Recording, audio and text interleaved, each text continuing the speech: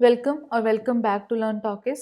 आज की क्लास में हम इंडियन कॉन्स्टिट्यूशन के पार्ट 21 आर्टिकल 369 टू 392 के बारे में डिस्कस करेंगे, जो बात करता है about temporary, transitional and special provisions के बारे में। आर्टिकल 369 है जो वो टेम्परेरी पावर देता है पार्लियामेंट को to make laws with respect to certain matters in state list. कुछ ऐसे मैटर्स जो स्टेट लिस्ट में एग्जिस्ट करते हैं उन पे लॉ बनाने की पावर है जो वो पार्लियामेंट को दी जाती है, बट वो टेम्परेरी पावर होती है, सिर्फ 5 साल के लिए दी जाती है। उसके बाद आर्टिकल 370 है जो आर्टिकल 370 हमें पता ही है किस चीज़ के रिलेटेड बात करता है, जम्मू एंड कश्मीर के रिलेटेड। रिसेंटली 2019 में भी हमने आर्टिकल 370 के बारे में सुना था, जहाँ पे आर्टिकल 370 को रिमूव कर दिया गया, जो टेम्परेरी प्रोविजन देता था जम्मू एंड कश्मीर को। जैसे ड्यूल सिटीजनशिप थी, उनका फ्लैग भी डिफरेंट था, तो ये सारी चीज़ों को आर्टिकल 370 को रिमूव कर दिया गया था। उसके बाद आर्टिकल 371 टू आर्टिकल 371 जे ये स्पेशल प्रोविजन देता है हमारे इंडिया के किसी ना किसी स्टेट को। जैसे आर्टिकल 371 है वो स्पेशल प्रोविजन देता है महाराष्ट्र एंड गुजरात को, 371 ए नागालैंड को, 371 बी असम को, 371 सी मणिपुर को, 371 है जो वो स्पेशल प्रोविजन देता है आंध्र प्रदेश और द स्टेट ऑफ तेलंगाना को। Article 371 E establishment of central university in Andhra Pradesh. Article 371 ई के अंडर एस्टैब्लिश की गई एक सेंट्रल यूनिवर्सिटी कहाँ पे, आंध्र प्रदेश में। देन आर्टिकल 371 एफ प्रोविजन देता है स्टेट सिक्किम को, आर्टिकल 371 जी मिजोरम को, 371 एच है जो स्पेशल प्रोविजन देता है अरुणाचल प्रदेश को, गोवा को स्पेशल प्रोविजन दी जाती है under article 371 I, and article 371 जी है जो स्पेशल प्रोविजन देता है कर्नाटका को।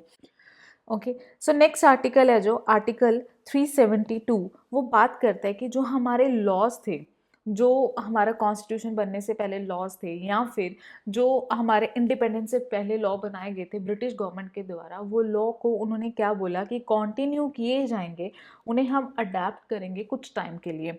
10 साल के लिए इन लॉज को एग्जिस्ट किया गया था, अडेप्ट किया गया था, 10 साल के बाद इसे ख़त्म कर दिया गया था। उसके बाद आता है आर्टिकल 373, जो पावर देता है प्रेसिडेंट को to make order in respect of person under prevention detention in certain cases.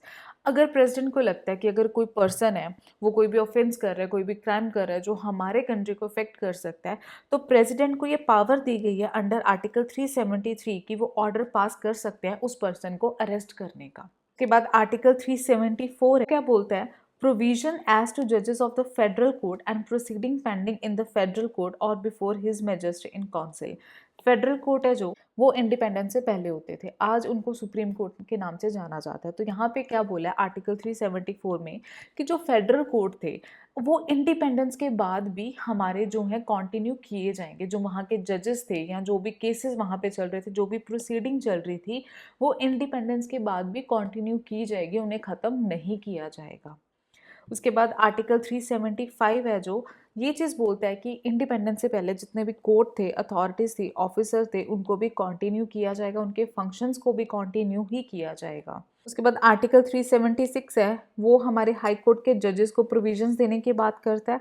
Article 377 है जो टैग है जो हमारे इंडिया के, उनको प्रोविजन देने की बात करता है। आर्टिकल 378 पब्लिक सर्विस कमीशन को प्रोविजंस देने की बात करता है। आर्टिकल 378 है वो स्पेशल प्रोविजन है जो आंध्र प्रदेश लेजिस्लेटिव असेंबली को प्रोविजंस देने की बात करता है कि उनको स्पेशल प्रोविजंस दी जाएंगी, जो लेजिस्लेटिव असेंबली है कहाँ की, आंध्र प्रदेश की। उसके बाद आर्टिकल 379 टू 391 ये सारे आर्टिकल्स को रिपील कर दिया गया था। उसके बाद सीधा आर्टिकल कौन सा आता है, आर्टिकल 392, जो क्या कहता है, power of the president to remove difficulties. President को पावर दी गई है कि अगर कोई भी डिफिकल्टीज आती है तो उन्हें रिमूव कर सकते हैं। अगर उन्हें लगता है कि हमारे कंट्री को कोई चीज़ अफेक्ट करेगी, हमारे कंट्री को डेवलप होने के लिए कोई चीज़ डिफिकल्टीज क्रिएट कर रही है, तो वो उन्हें रिमूव कर सकते हैं। तो ये था आज का टॉपिक, जिसमें हमने पार्ट 21 के बारे में डिस्कस किया, आर्टिकल 369 टू 392। तो ये जितने भी आर्टिकल्स थे यहाँ तक, आर्टिकल 372 टू 378, ये आर्टिकल्स इतने इंपॉर्टेंट नहीं है। हमें बेसिकली पता होना चाहिए कि कौन से स्टेट को कितनी स्पेशल प्रोविजंस दी गई हैं और कौन से आर्टिकल के अंडर दी गई हैं। आई होप आपको आज का टॉपिक समझ आ गया होगा। अगर आपको फिर भी कोई डाउट है, do let me know in the comment section.